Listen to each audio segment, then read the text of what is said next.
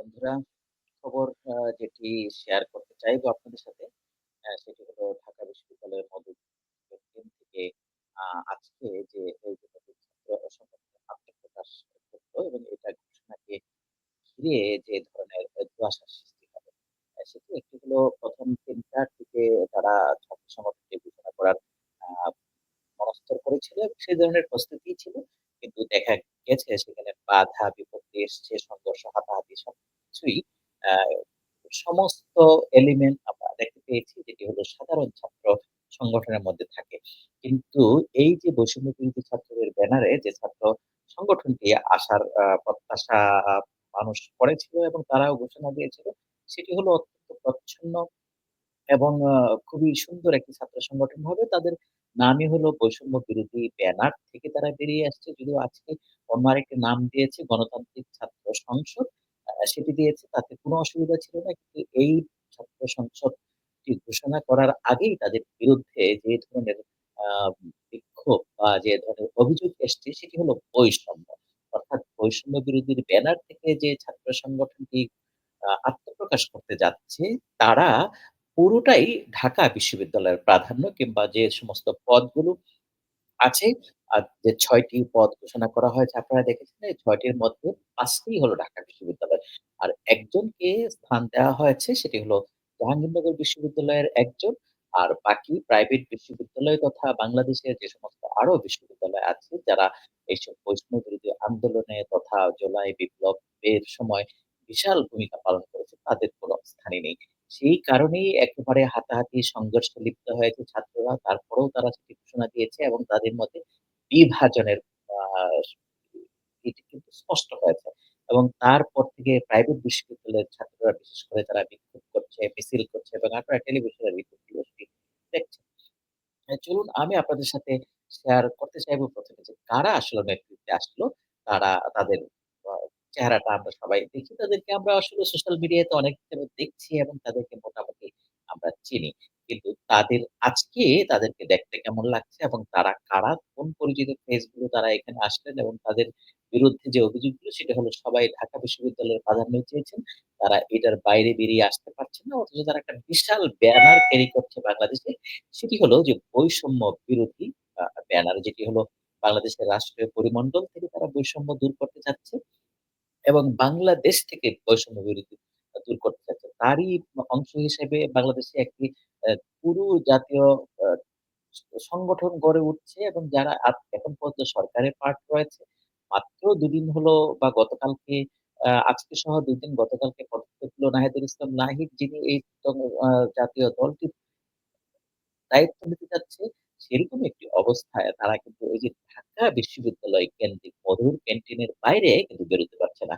এই যে ছাত্রদের ওয়ার্ল্ডটা মধুর ক্যান্টিনকে ঘিরে রয়েছে, এটি আসলে সবচেয়ে বড় বৈষম্য এবং আমি বলব যারা যে সমস্ত ছাত্ররা অভিযোগ করেছে যে এই যে বিক্ষোভ করছে, সংঘর্ষে লিপ্ত হয়েছে, সংঘর্ষটাকে আমি সাপোর্ট করছি না। কিন্তু সাধারণ মানুষের প্রশ্নটা কিন্তু এটিই থাকবে যে যেখানে চা বাংলাদেশে প্রায় ১০০ র মতো ১০০ র উপরে হবে প্রাইভেট বিশ্ববিদ্যালয় রয়েছে। প্রাইভেট বিশ্ববিদ্যালয়ের ভূমিকা কিন্তু এই বৈষম্য বিরোধী আন্দোলন বিরাট।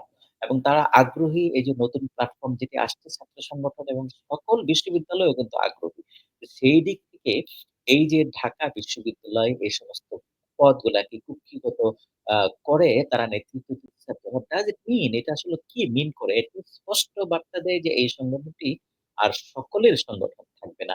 এবং এই জায়গাটায় তারা কুক্ষিগত করার চেষ্টা করবে এবং যেমনটি হয় ট্র্যাডিশনাল ছাত্র রাজনীতির ক্ষেত্রে আমরা যদি ছাত্র দলের কথা দেখি, ছাত্র লীগের কথা দেখি বা অন্যান্য যে সমস্ত ছাত্র আ আছে কেন্দ্রীয় কমিটিগুলাতে কিন্তু পুরা ঢাকা বিশ্ববিদ্যালয়ের প্রাধান্য।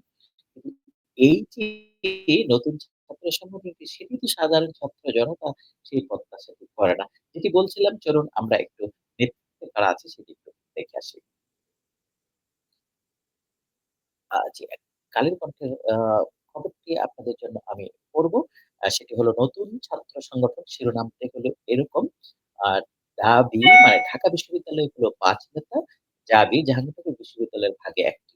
মূলত এটি ভাগাভাগি হয়েছে। এখানে আমরা যারা দেখছি আবু বকর বাকের মজুমদার আহ্বায়ক, জাহিদ হাসান সদস্য সচিব, রিফাত রশিদ সিনিয়র যুগ্ম সদস্য সচিব, তৌহিদ মোহাম্মদ সিয়াম সিনিয়র যুগ্ম আহ্বায়ক, তাহমিদ আল মুদ্দাসির চৌধুরী মুখ্য সংগঠক এবং আশরাফা খাতুন মুখপাত্র।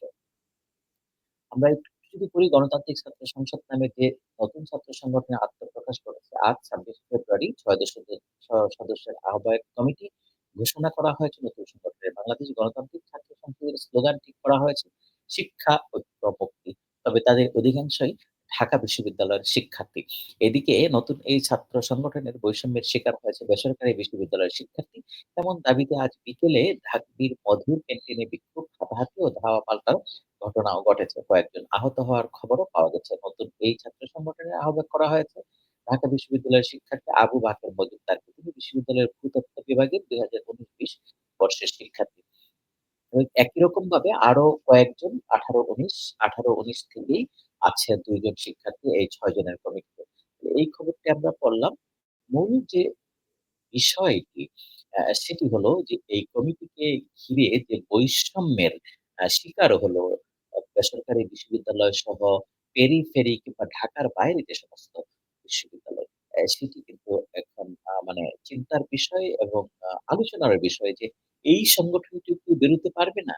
এ ধরনের সংকীর্ণ নেতৃত্বের যে মানসিকতা কিংবা ক্ষমতার কেন্দ্রিকতা যে ঢাকা কেন্দ্রিক সমস্ত কিছু হবে। আজকেই আমরা দেখেছি যে চিটাগাং এর আরেকজন সমন্বয়ক যিনি রিফাত নাম আপনারা দেখেছেন যে জাতীয় রাজনৈতিক দল যেটা ২৮ তারিখে ঘোষণা করা হবে সেখানেও সম্ভাবনা রয়েছে ঢাকা বিশ্ববিদ্যালয় কেন্দ্রিক কিংবা নেতৃত্বের একটি প্রাধান্য অথবা ভাগাভাগি বলা হচ্ছে।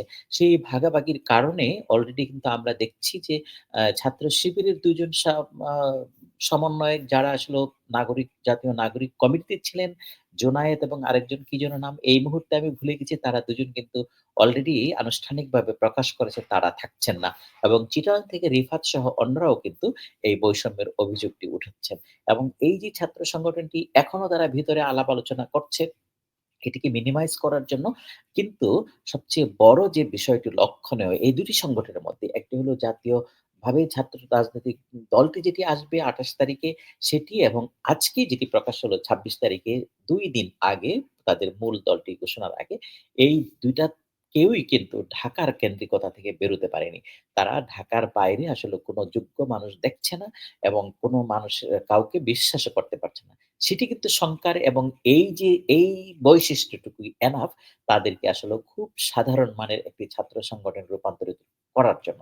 এবং যে কারণে তাদের এই যে এত সারা বাংলাদেশের আকর্ষণ তারা পাচ্ছে, সারা বাংলাদেশ তাদের দিকে মুখিয়ে আছে। কেমন ছাত্র সংগঠনটি আসে সেটির জন্য তাছাড়া অনেকে উদ্বেগ নিয়ে বসে আছে তারা ওইটিতে জয়েন করবে। কিন্তু এই যে তাদের এই যে দ্বান্দ্বিক বা কোন ধরনের বহুমাত্রিকতা তাদের মধ্যে নাই বা ডাইভার্সিটি, ইনক্লুসিভনেস যে বিষয়টা সেটি অন্তর্ভুক্তিমূলক যে ক্যারেক্টার চরিত্রের অ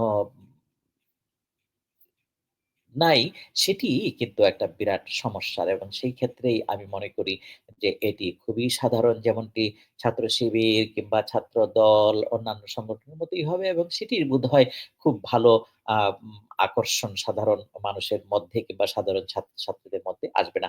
আরেকটা বিষয় স্পষ্টই হচ্ছে যে যারা আসছে তারা কিন্তু মোস্টলি ইসলামিক মেন্টালিটির এবং তারা অনেকেই শিবির কিংবা ইসলামিক রাজনীতির সাথে সম্পৃক্ত ছিল।